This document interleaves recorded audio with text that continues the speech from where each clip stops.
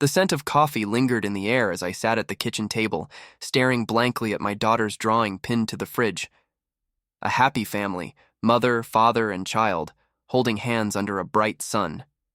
The innocence of her world, her belief in us, weighed heavily on my chest. For years, I thought our life was perfect. Maria and I had built what seemed like an unshakable foundation, filled with love, trust, and shared dreams. But that day, the illusion shattered. A single notification on her phone, one she carelessly left unlocked, changed everything. A message, innocuous at first glance, signed with a heart emoji and a name I didn't recognize. My heart raced as I scrolled further, uncovering a thread of deceit that unraveled the life I thought we had. I wanted to scream, to confront her immediately, but then I heard Angie's voice from the living room. "Dad, look at this," she called, holding up her latest Lego creation. Her laughter filled the house, a stark contrast to the storm brewing inside me. I forced a smile, walking over to her, but my mind was elsewhere. How could Maria betray us like this? Not just me, but our daughter, our family. Every laugh we shared, every memory we built, now felt like a lie.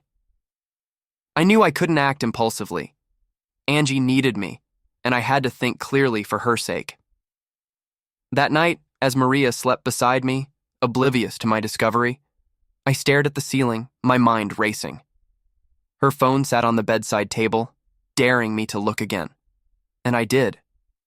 What I found wasn't just infidelity, it was betrayal on every level. Messages about trips I never knew she took, plans she made with him while claiming to be busy at work. It wasn't just a fling, it was a second life she was building behind my back. My blood boiled, but I stayed silent. This wasn't just about me. Angie deserved better than to be caught in the crossfire of our broken marriage. Over the next few days, I noticed everything I'd overlooked before. The way Maria smiled at her phone, the sudden excuses to leave the house, the distance in her eyes when she talked to me. It was as if she wasn't even trying to hide it anymore. My patience was wearing thin, but I needed proof, solid, undeniable proof. For Angie's future, I couldn't let Maria turn this into a he said, she said battle. I had to protect my daughter from whatever storm was coming. As I tucked Angie into bed that night, she held onto my hand, her tiny fingers gripping tightly. "Daddy, you'll always be here, right?" she whispered. My throat tightened, but I managed to nod. "Always, sweetheart." That was the moment I made my decision. I wasn't just fighting for myself anymore. I was fighting for her. For Angie. Whatever it took, however far I had to go, I would ensure Maria's betrayal didn't destroy our family. She had crossed a line, and now it was my turn to act. I sat across from Maria at the dinner table, the clinking of cutlery filling the silence between us. Angie had gone to bed, her laughter still echoing faintly in the house.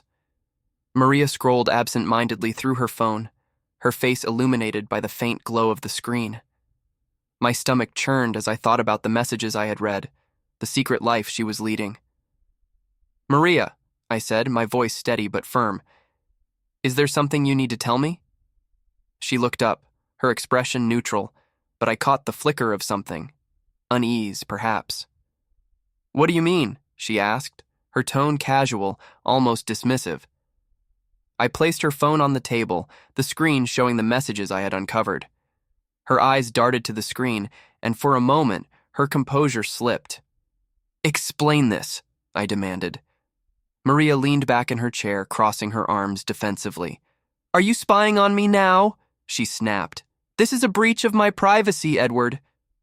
"Privacy?" I shot back, my voice rising. "You're talking about privacy while you're sneaking around, lying to me, lying to our daughter." She rolled her eyes, her casual demeanor replaced with irritation.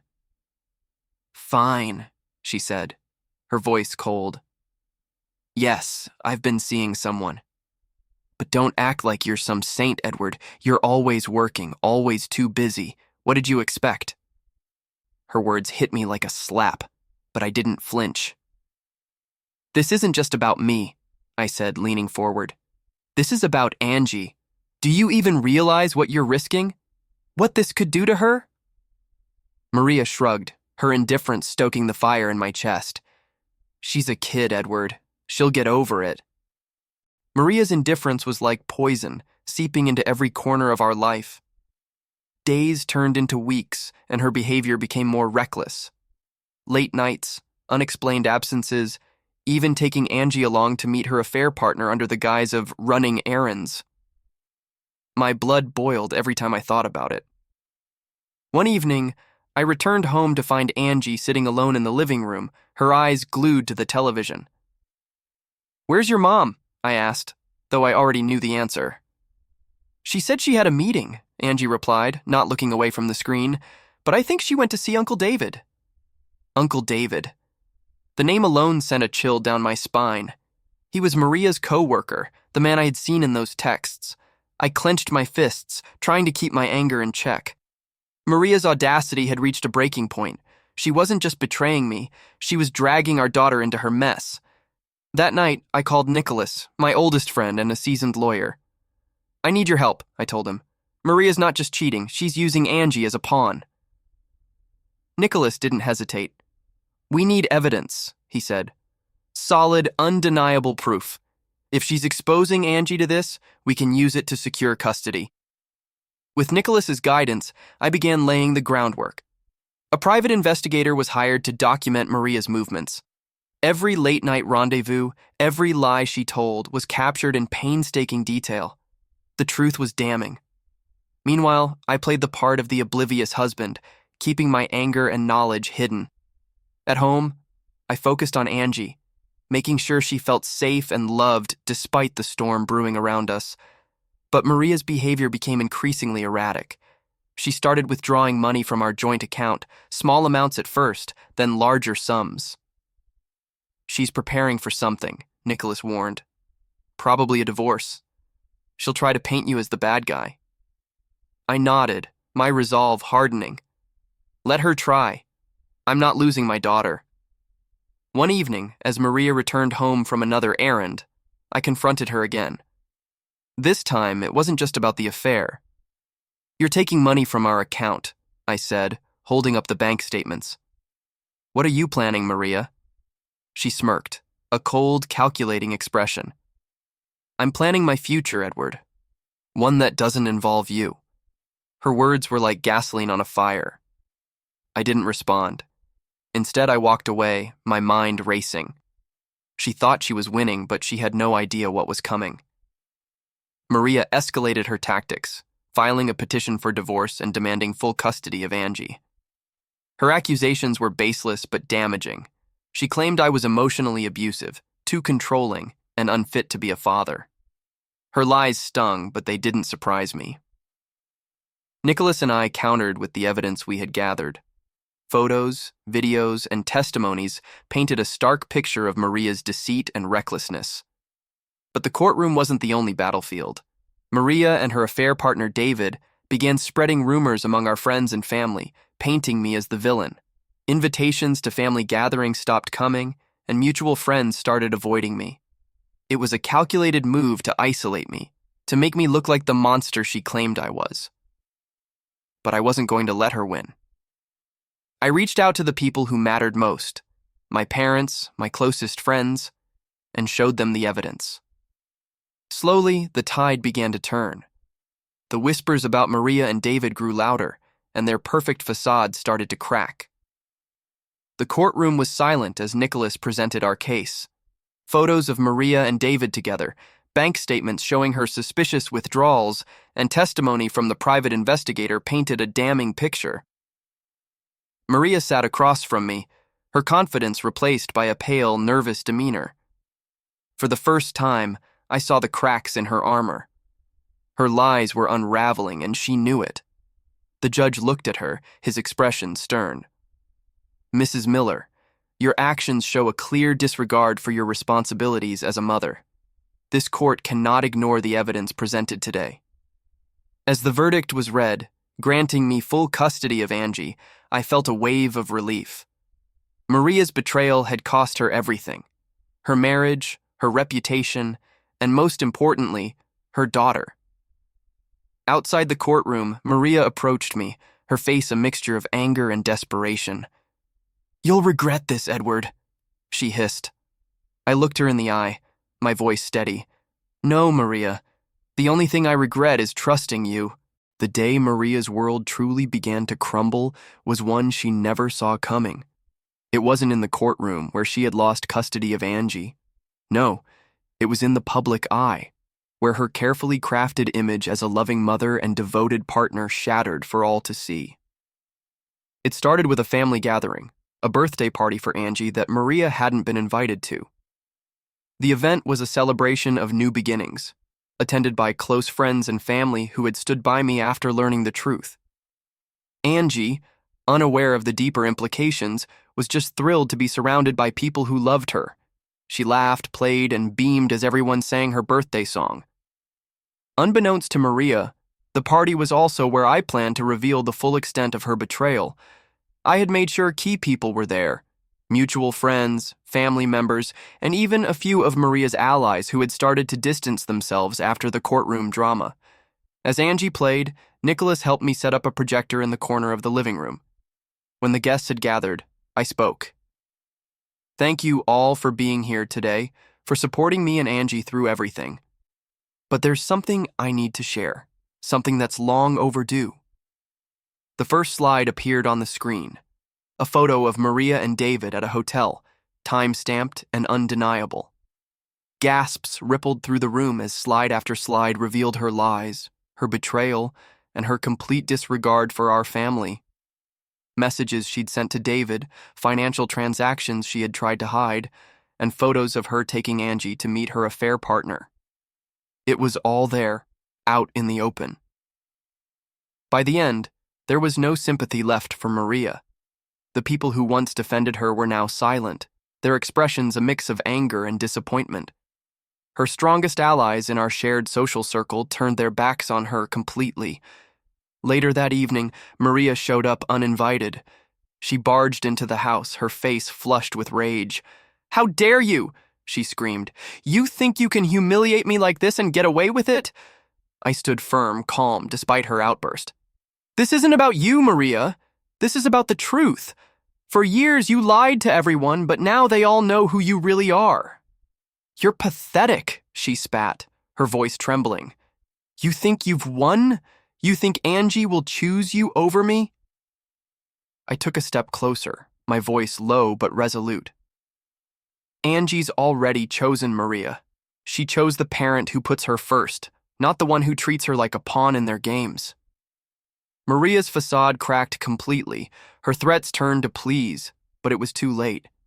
She had burned every bridge, destroyed every ounce of trust. As she left that night, I felt a sense of closure. Her actions had finally caught up with her, and there was no escaping the consequences.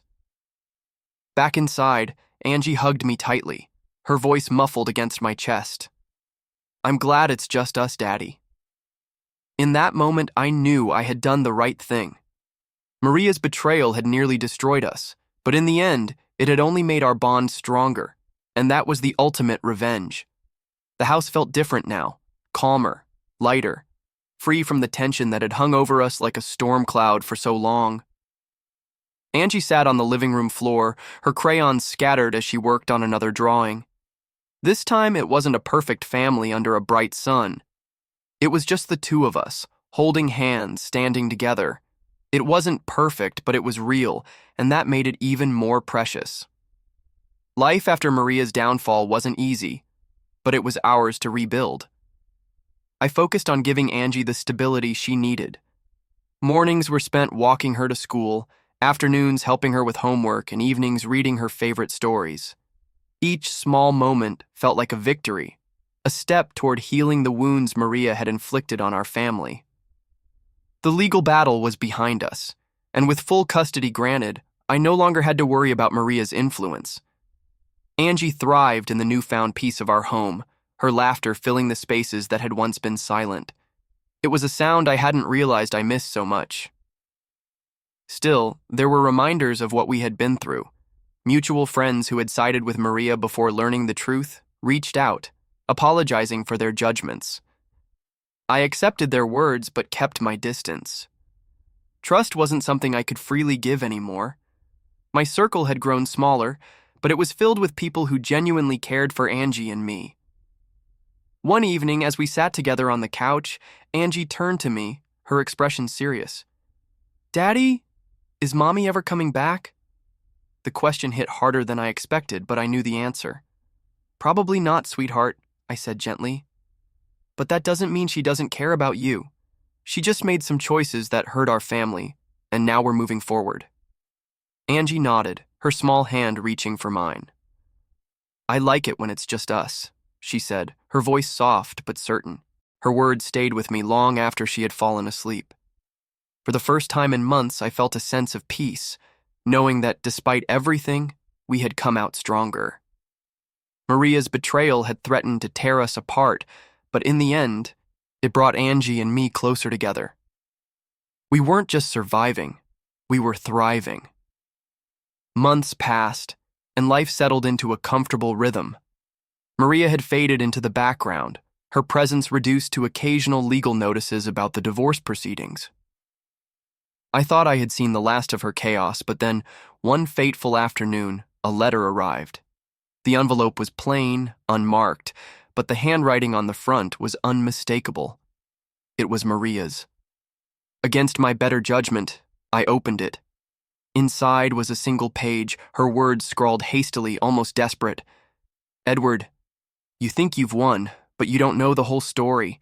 David wasn't just my lover. He was using me, manipulating me. And now he's coming for you. Be careful. You don't know what he's capable of. Maria." I stared at the letter, my mind racing. Was this another one of her schemes, or was she genuinely trying to warn me? Before I could process it fully, my phone buzzed. It was Nicholas. "Edward, we have a problem," he said, his voice tense. "David's trying to contest the custody agreement. He's claiming he has proof that you're unfit to care for Angie." Anger surged through me, but it was quickly replaced by a grim determination. I had fought too hard to let someone like David take Angie away from me. If Maria's letter was true, then David wasn't just a manipulative coward. He was dangerous. Over the next few weeks, I prepared for what felt like a second battle. Nicholas and I gathered every piece of evidence, every testimony, and every legal advantage we could muster. This time, it wasn't just about revenge. It was about protecting my daughter from a man who clearly had no boundaries. The confrontation with David was inevitable. It came on a cold, rainy evening when he showed up unannounced at my doorstep. His smug expression told me he thought he had already won, but he didn't know what I had prepared. "You've got no chance, David," I said, standing firm in the doorway. "The courts won't side with someone like you." He smirked, leaning closer. "You'd be surprised what money and connections can do, Edward. Enjoy your little victory while it lasts." But as he walked away, I felt no fear. I had seen through men like him before. Arrogant, overconfident, and ultimately their own worst enemies. This wasn't over, but I was ready. Whatever came next, I would fight for Angie with everything I had. As the rain poured outside, I turned back to the warmth of my home, where Angie waited, unaware of the storm brewing around us. She was my world, and no one, not Maria, not David, was going to take her away from me. The past had left scars, but it had also taught me one thing. Family is worth fighting for, no matter the cost.